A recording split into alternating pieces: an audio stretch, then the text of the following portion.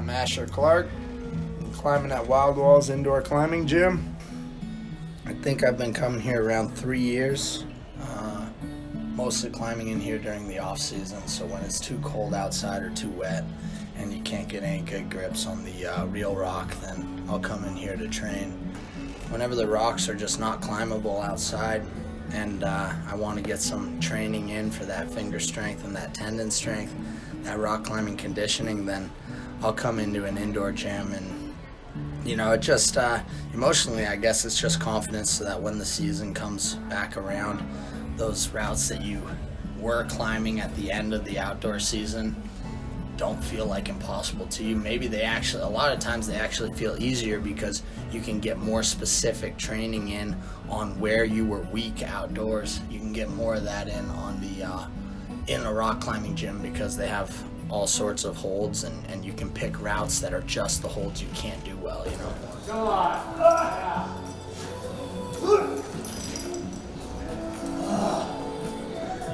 God, my goodness, so fun. I've got to know that my belayer is going to catch me if I fall, and they're not going to be like checking out the next girl that walks by or whatever. You got to know that person's down there looking out for you, and that's just it's such a trusting and like really strong friendship with your belayer. You don't really have just some random person belay you, you're probably not going to find a lot of climbers that are going to walk up to the next guy that just walked into the gym and go, "Hey man, can you pick up this rope? Can you lead belay me on this route?"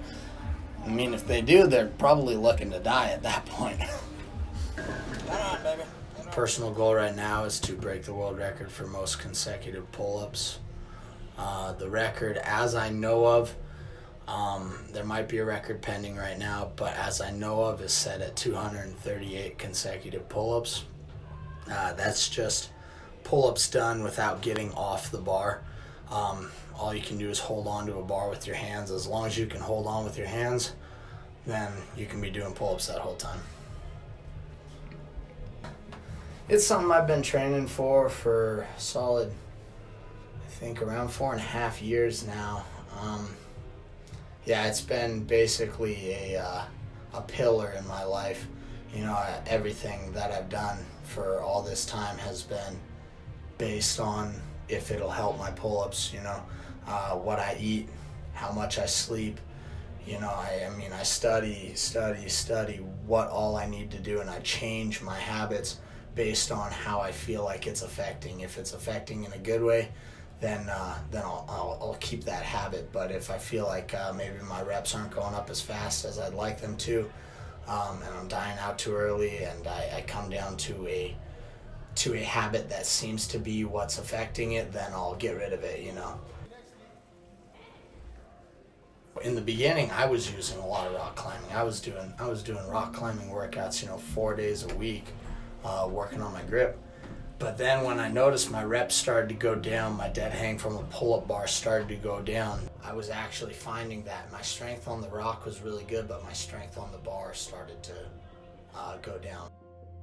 It was just one of those things that I had to kind of dwindle out of my daily schedule, because everything is centered around this record, and you can't really take your eyes off the prize when it's something that big. It just wasn't the thing for me, and that's something that it took maybe a couple of years to figure out.